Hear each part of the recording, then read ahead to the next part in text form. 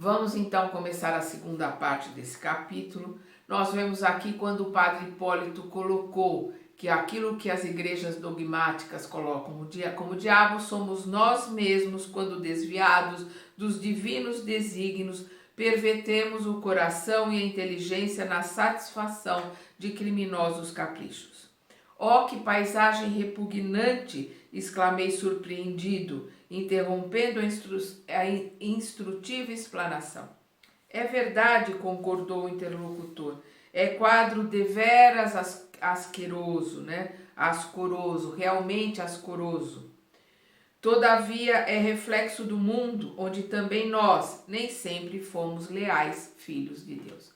Então o que ele está vendo ali é o reflexo do mundo, é o reflexo dos sentimentos, dos pensamentos, daquilo que fazemos aqui quando encarnados.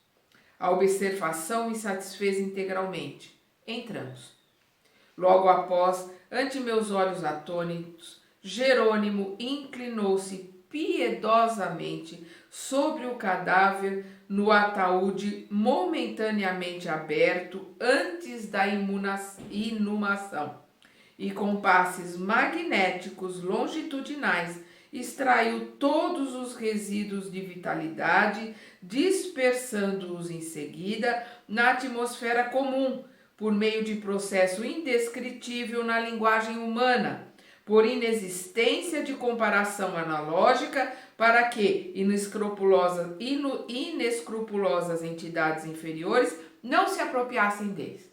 Então, a energia vital que ainda existia no corpo de Dimas, o Jerônimo, com passes longitudinais, retirou e fez com que elas fossem absorvidas pela terra, para que entidades inescrupulosas não se apoderassem dessas energias e com isso enfraquecessem, incomodassem o Dimas. Isto, como nós falamos no capítulo anterior, é mais uma das coisas que se priva o suicida pelo seu livre-arbítrio, pela sua escolha de interromper a vida. E como o André diz aqui, não dá para ele descrever o que está acontecendo, porque não existe nada análogo na nossa condição de encarnado, nem palavras para ele poder expressar. Completada a curiosa operação, tive minha atenção voltada para gemidos lancinantes, emitidos de zonas diversas daquela moradia respeitável, agora semelhante a vasto necrotério de almas. Jerônimo entrara em conversação com vários colegas, enquanto a maioria dos companheiros encarnados, em obediência à tradição, atiraram a clássica pazinha de cal ou poeira sobre o envoltório entregue à profunda cova. Impressionado com os soluços que ouvia em sepulcro próximo, fui irresistivelmente levado a fazer uma observação direta. Sentada sobre a terra fofa, infeliz mulher desencarnada, aparentando 36 anos aproximadamente, mergulhava a cabeça nas mãos, lastimando-se em tom comovedor. Compadecido, toquei-lhe a espada e interroguei. Que sente, minha irmã? Que sinto, gritou ela, fixando em mim grandes olhos de louca. Não sabe? Oh, o Senhor chama minha irmã. Quem sabe me auxiliará para que minha consciência torne a si mesma?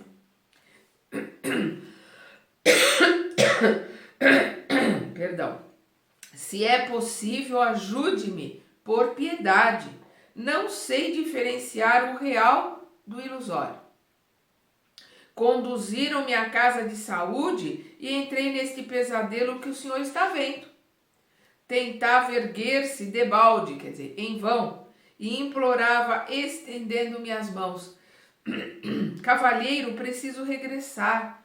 Conduza-me, por favor, à minha residência. Preciso retornar ao meu esposo e ao meu filhinho. Se este pesadelo se prolongar, sou capaz de morrer. Acorde-me, acorde-me. Pobre criatura, exclamei distraído de toda a curiosidade em face da compaixão que o triste quadro provocava. Ignora que seu corpo voltou ao leito de cinzas. não poderá ser útil ao esposo e ao filhinho em semelhante condições de desespero. Olhou-me angustiada, como a desfazer-se em ataque de revolta inútil. Mas, antes que explodisse em rugidos de dor, acrescentei: já orou minha filha? Minha amiga, né? Já orou minha amiga? Já se lembrou da providência divina? Quero um médico depressa, só ouço padres, bradou irritadiça. Não posso morrer, despertem-me, despertem-me. Jesus é o nosso médico infalível, tornei, e indico-lhe a oração como remédio providencial para que ele a assista e cure. A infeliz, entretanto, parecia distanciada de qualquer noção de espiritualidade, tentando agarrar-me com as mãos cheias de manchas estranhas, embora não me alcançasse, gritou estentoricamente: chamem meu marido, não suporto mais, estou apodrecendo. Oh, quem me despertará? Da fúria aflita passou ao choro humilde, ferindo-me a sensibilidade. Compreendi então que a desventurada sentia todos os fenômenos da decomposição cadavérica. Examinando-a detidamente, reparei que o fio singular, sem a luz prateada que o caracterizava em Dimas, pendia-lhe na cabeça, penetrando o chão adentro. Quer dizer, ela estava ligada ao cadáver, né, por aquele cordão, não mais de prata. O cordão estava ligada, mas aquela luz prateada, que é a energia, não estava mais lá. Mas o cordão ainda estava ali segurando ela junto ao cadáver. A energia vital não estava ali, é o que ele está dizendo. O cordão de prata, que é o que ele diz aqui, sem a luz prateada que o caracterizava, né? Sem a corrente vital. Só o cordão estava ali ligando ela aos despojos cadavéricos. Ia exortá-la de novo, recordando-lhe os recursos sublimes da prece, quando de mim se aproximou simpática figura de trabalhador, informando-me com espontânea bondade: meu amigo, não se aflija. A advertência não me soou bem aos ouvidos. Como não me preocupar diante de infortunada mulher que se declarava esposa e mãe? Como não tentar arrancá-la à perigosa ilusão? Não seria justo consolá-la, esclarecê-la? Não contive a série de interrogações que me afloravam do raciocínio à boca. Longe de o interpelado perturbar-se, respondeu-me tranquilamente: compreendo-lhe a estranheza. Deve ser a primeira vez que frequenta um cemitério como este. Falta-lhe experiência. E faltou ali também um raciocínio para o André, porque ninguém está desamparado. Ninguém, ela não estaria ali desamparada à mercê da sua sorte. Deus ampara a todos, dentro do seu merecimento, sem infringir o livre-arbítrio de cada um, que causa a lei de ação e reação. O André foi ali pela emotividade, pelo sentimento emotivo, né? E tranquilamente esse trabalhador o tranquiliza e percebe que é a primeira vez que ele vai a um cemitério. Quanto a mim, sou do posto de assistência espiritual à necrópole. Olha aí o trabalho divino. Os trabalhadores ali, ele é do posto de assistência à necrópole. Existe um posto ali dentro do cemitério com trabalhadores que dão assistência aos irmãos que a necessitam. Dentro das possibilidades, dentro de autorização, dentro da lei de causa e efeito, dentro de merecimento. Vamos continuar.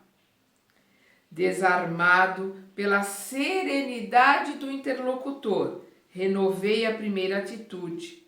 Reconheci que o local, não obstante repleto de entidades vagabundas, não estava desprovido de servidores do bem.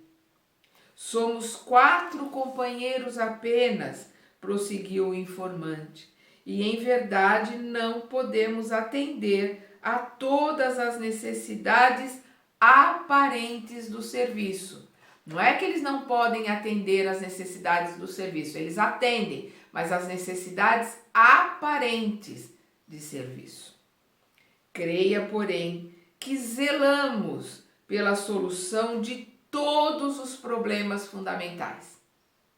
Eles zelam, eles trabalham por todos os problemas, a solução dos problemas fundamentais, dentro de ordem, dentro de hierarquia que eles têm que obedecer, principalmente respeitando o livre-arbítrio de cada um e a sua necessidade de aprendizado através da reação às ações que tiveram.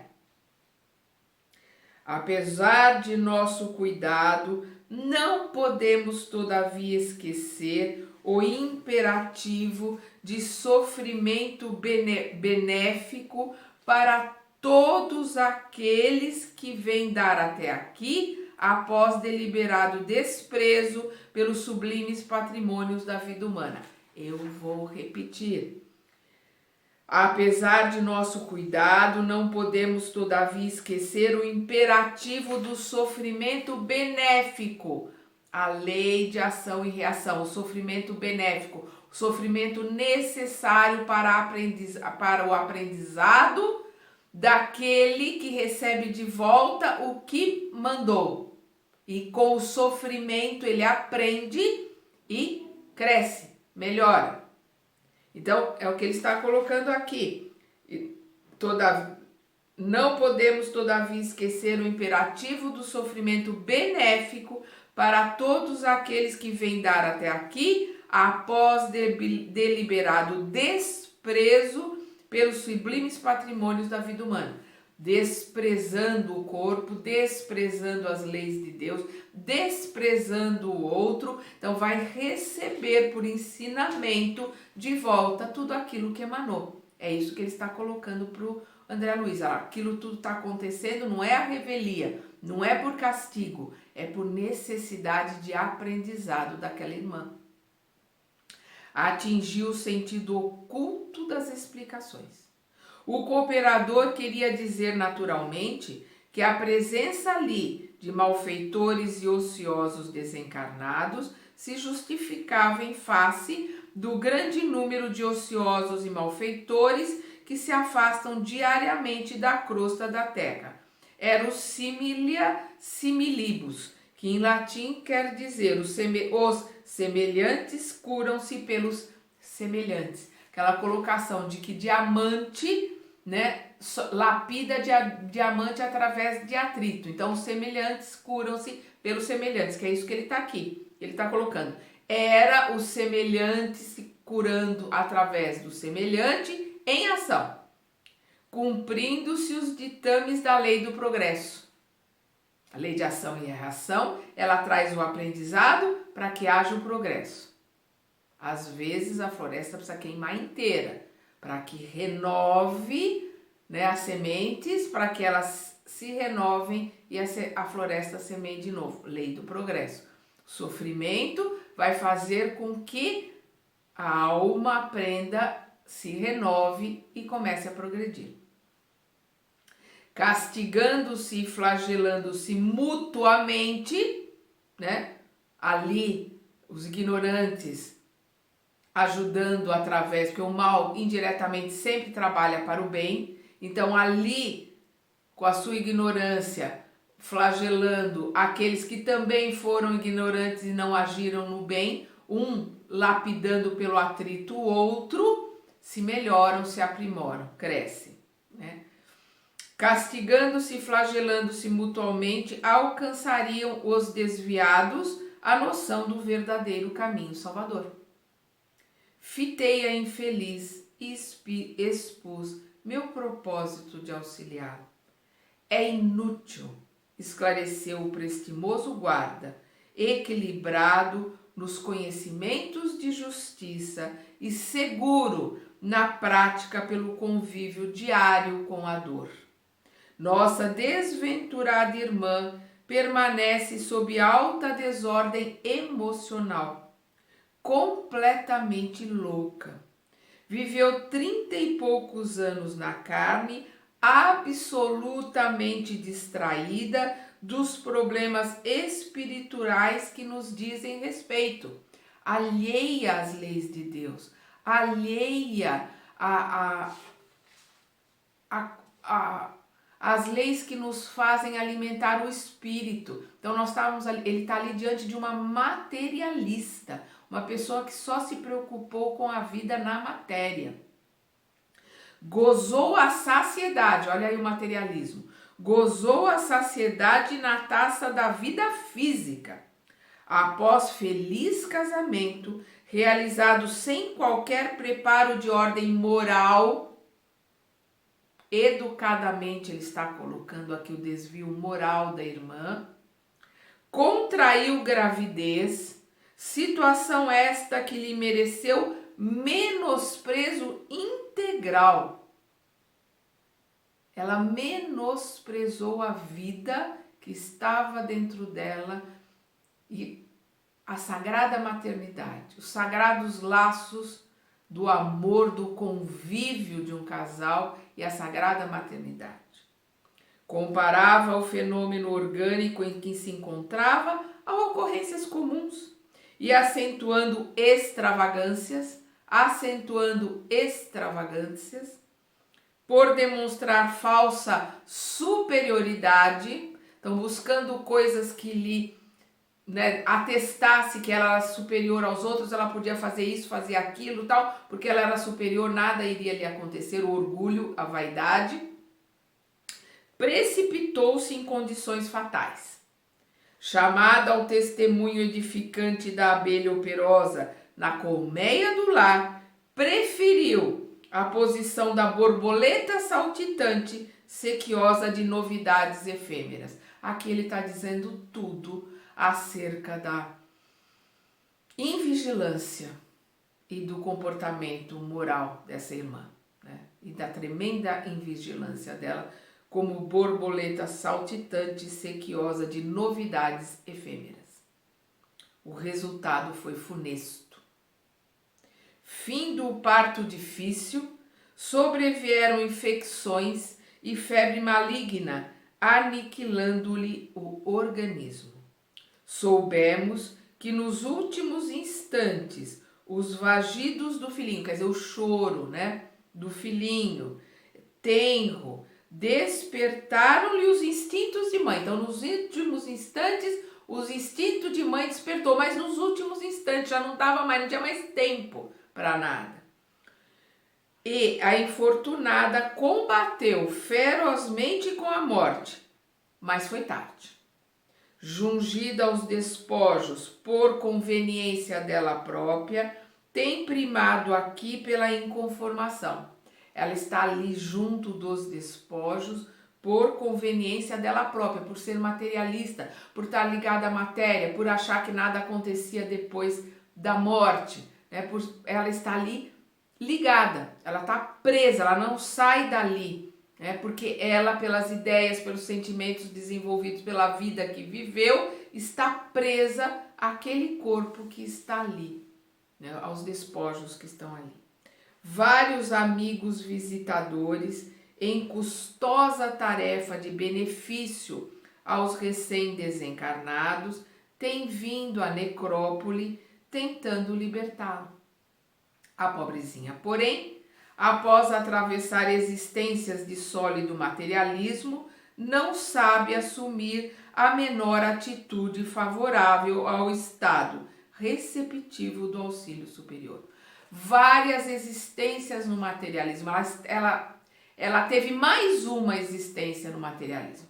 Ela deve ter vindo para poder ter um casamento estável, um marido amoroso, receber um filho, para que isso fizesse com que ela manifestasse, né, a maternidade, o amor, se aproximasse mais de Deus e se afastasse do materialismo, mas não, ela não fez isso. Então, o fato dela estar mais uma encarnação ligada ao materialismo dificulta a ajuda daqueles que a amam e querem ajudar. Exige que o cadáver se reavive e supõe-se em atroz pesadelo, quando nada mais faz senão agravar a desesperação. Os benfeitores, desse modo, inclinam-se à espera da manifestação de melhoras íntimas, porque seria perigoso forçar a libertação pela probabilidade de entregar-se a infeliz aos malfeitores desencarnados. Então, pela misericórdia que ela está ali. Porque se eles a desligarem do cordão que prende ao cadáver, é bem provável que ela se junte aos malfeitores e seja uma presa fácil para eles com as ideias materialistas que ela tem. E ela presa ali, eles estão aguardando que ela... Vamos lembrar o que aconteceu com o André Luiz lá no começo do nosso lar. Depois de 8 anos de sofrimento no umbral, ele ainda foi para o umbral, ela nem isso, ela está ali acorrentada à matéria. Ele, depois de 8 anos no sofrimento no umbral, numa oração do fundo do coração, ele pôde ser socorrido. Então eles estão aguardando ali que ela consiga, num vislumbre de energia de luz, que ela consiga pedir, buscar numa oração o auxílio, que aí eles vão poder cortar esse cordão e retirá-la ali misericordiosamente e auxiliá-la. Por enquanto, se eles cortarem o cordão mais provável é que a turba a arrebate e ela seja vítima dos malfeitores que existem ali. Indiquei, porém, o laço fluídico que a ligava ao envoltório sepulto e observei. Vê-se, entretanto, que a mísera experimenta a desintegração do corpo grosseiro em terríveis tormentos, conservando a impressão de ligamento com a matéria putrefata. Não teremos recursos para aliviá-la? Tomei a atitude espontânea de quem desejava tentar a medida libertadora e perguntei: quem sabe chegou o momento? Não será razoável cortar o grilhão? Que diz? Objetou surpreso o interlocutor. Não pode ser. Temos ordens. Não é ao bel prazer, não é pela vontade ali do André que eles podem cortar aquele cordão que a liga.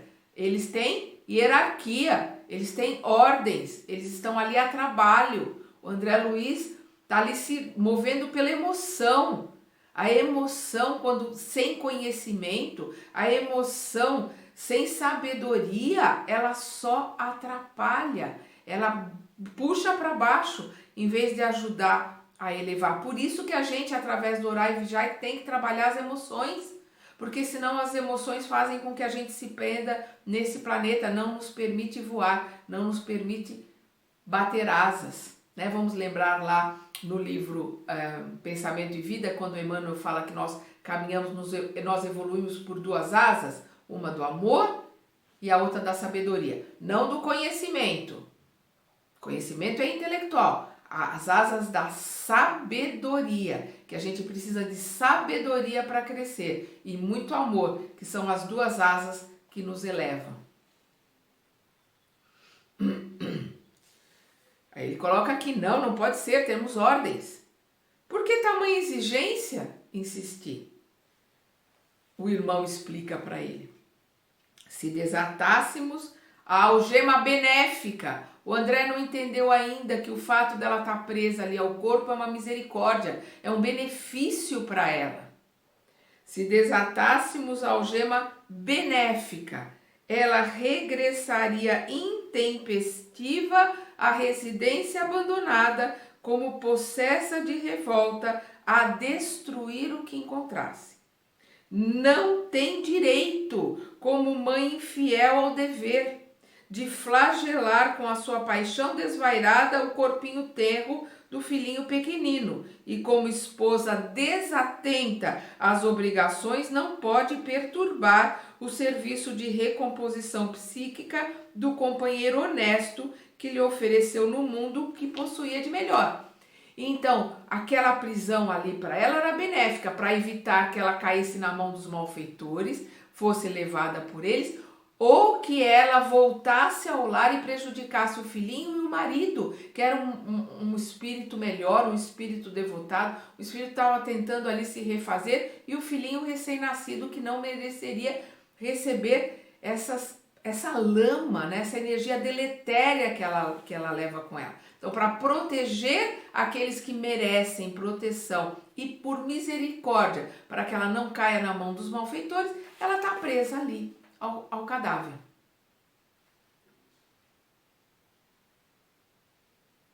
É da lei natural que o lavrador colha de conformidade com a semeadora. O marido e o filho estão colhendo as sementes que plantaram, estão sendo protegidos. Ela está colhendo a semente que ela plantou, como esposa infiel, como materialista, como mãe desafeta, desatenta e irresponsável. Ela está colhendo os frutos que ela semeou, a lei de ação e reação.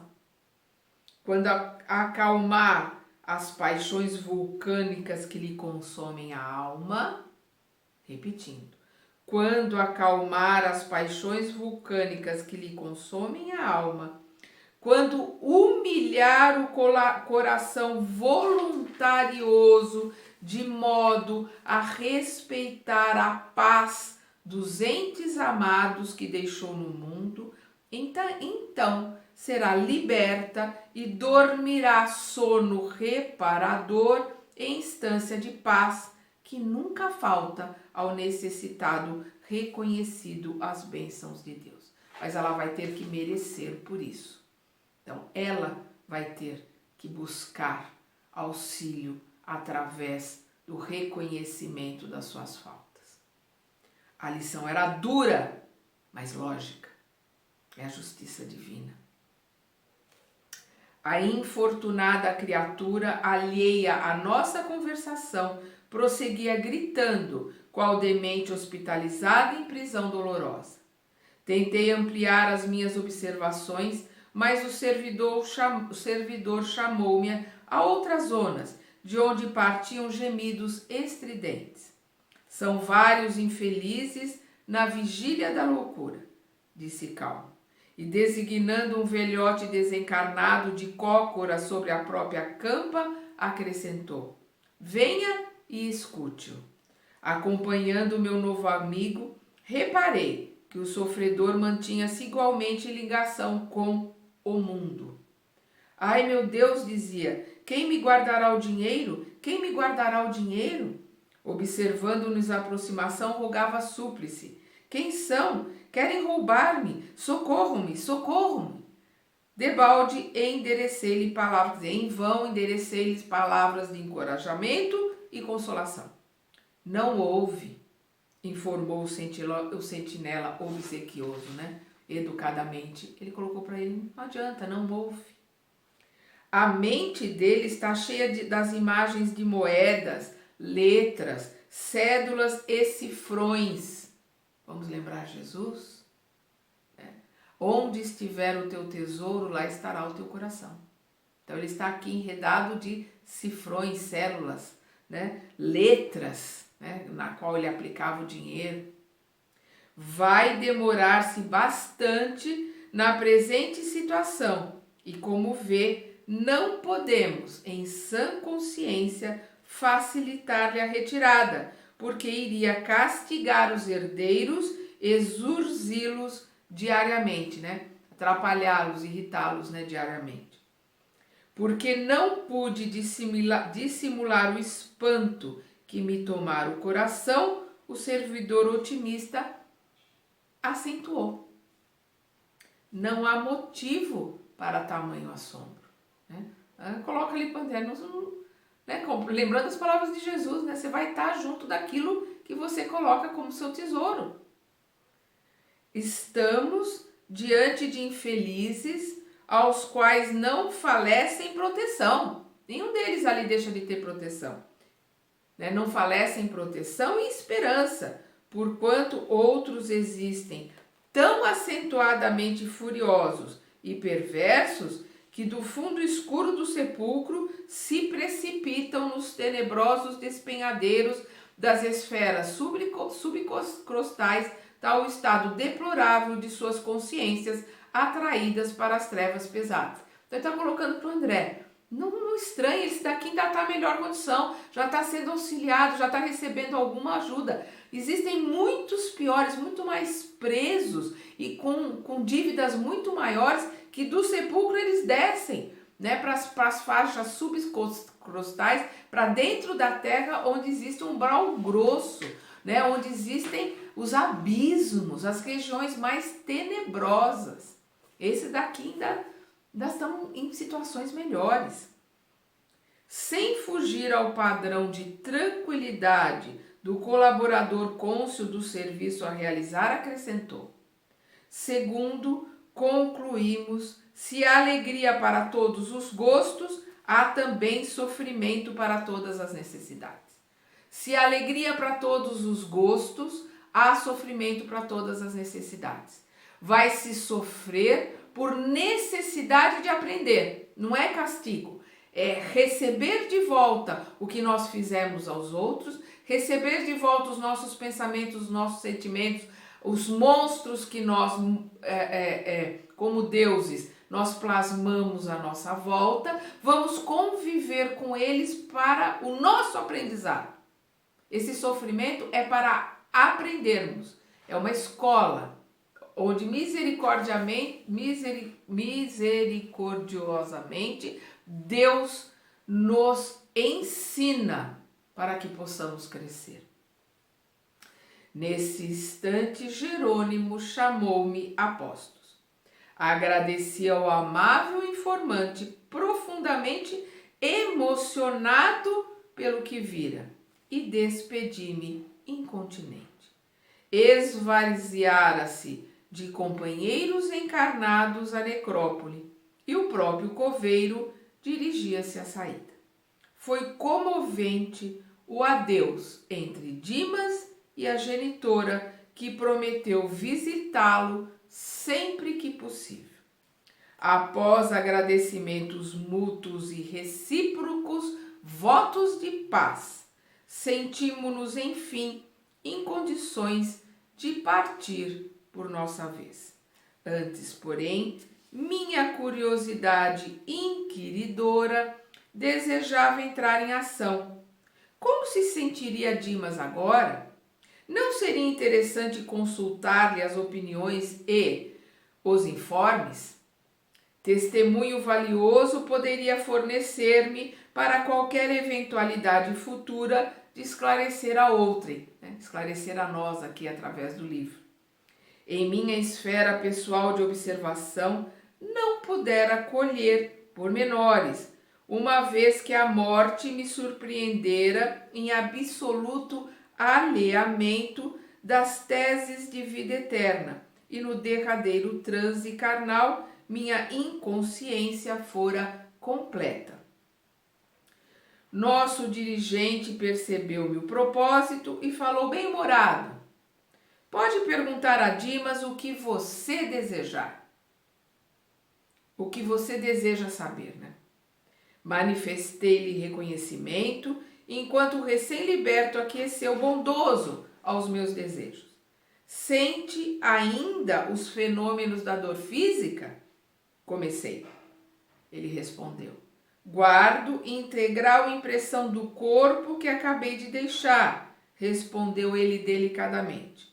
Noto, porém, que, ao desejar permanecer ao lado dos meus e continuar onde sempre estive durante muitos anos, volto a experimentar os padecimentos que sofri. Entretanto, ao conformar-me com os superiores desígnios, sinto-me logo mais leve e reconfortado. Ou seja, enquanto ele se deixa dominar pela emoção e quer ficar com a mulher e com os filhos, ele sente a dor do corpo físico, a dor que ele sentia quando doente, ele sente o mal-estar, ele sente, né, o mal-estar que ele sentia no corpo físico, por quê? Porque ele está baixando a vibração, está se ligando às emoções e às vibrações da terra.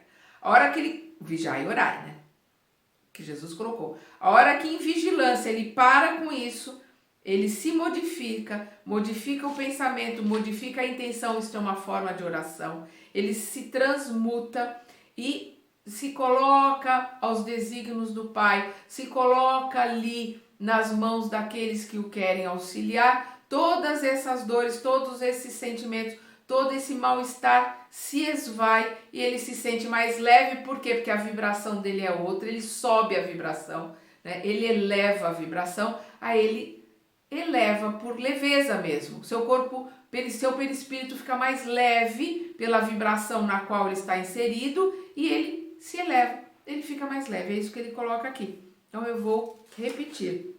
Noto, porém, que ao desejar permanecer ao lado dos meus e continuar onde sempre estive durante muitos anos, volto a experimentar os padecimentos que sofri. Entretanto, ao conformar-me com os superiores desígnios, sinto-me logo mais leve e reconfortado. Apesar da reduzida fração de tempo em que me vejo desperto, já pude fazer semelhante observação. Então, apesar do pouco tempo que ele despertou ali, ao lado da mãe e ao lado deles, ele já pôde separar essas duas situações, baixa vibração, né, e vibração mais elevada, mais sublime. A diferença nele. E os 5 sentidos? Tenho-os em função perfeita. Sente fome?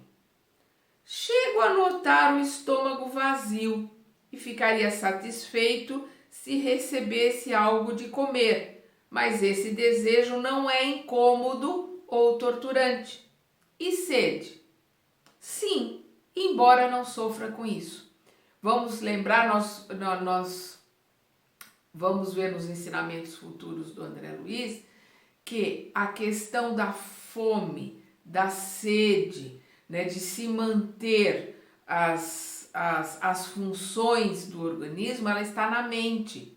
É o cérebro que sente fome, é o cérebro que faz com que o espírito tenha vontade de comer, sinta sede, né, tenha vontade de beber água, sinta a vontade de urinar, sinta a vontade de defecar, porque são funções que estão regidas no cérebro. O corpo físico do desencarnado, ou seja, o perispírito desencarnado, não tem esses órgãos internos. Então ele não tem necessidade de comida, nem de água, nem de defecar, nem de urinar. Mas a mente faz com que ele mantenha a fome, a sede e todas as funções fisiológicas. Seria, numa forma rasteira de comparar, como aquela pessoa que amputou a perna e sente coçar a perna amputada, sente o dedo do pé da perna amputada. A mente mantém as funções, né? É a mente que faz com que coce a perna que não está mais ali. E é a mente que faz com que o espírito desencarnado tenha sede, tenha fome, né? Tenha vontade de fumar, né? Tenha vontade de beber, porque a mente comanda e ele vai buscar alguém para servir de copo para ele poder beber. E vai buscar alguém para servir de piteira para, através da pessoa, ele poder fumar. É a mente que comanda os vícios de todas as formas. Então ele diz, e a sede? Sim, embora não sofra com isso. Por que ele não sofre com isso? Porque essa sensação é da mente, não é do perispírito. E ele vai continuar, vamos lembrar o André Luiz, lá sendo atendido no nosso lar, recebendo a água para matar a sede, recebendo a sopinha na casa do Lísia para poder acalmar a fome, porque isso está na mente e aos poucos o espírito vai depurando isso e não vai ter mais necessidade dessas coisas. E a continuar, o curioso inquérito, mas Jerônimo sorridente desarmou-me a pesquisa, asseverando: você pode intensificar o relatório das impressões quanto deseja, interessado em colaborar na criação da técnica descritiva da morte. Certo, porém, de que não se verificam duas desencarnações rigorosamente iguais. Já repeti isso um monte de vezes, né? O plano impressivo depende da posição espiritual de cada um. Cada caso é um caso, como cada íris é individual, cada impressão digital é individual. Sorrimos todos ante meus impulsos juvenis de saber e, amparando Dimas, carinhosamente efetuamos satisfeitos a viagem de volta. Então eles já recuperaram o primeiro espírito que eles vieram buscar. Vamos continuar estudando e aprendendo com André Luiz no próximo capítulo.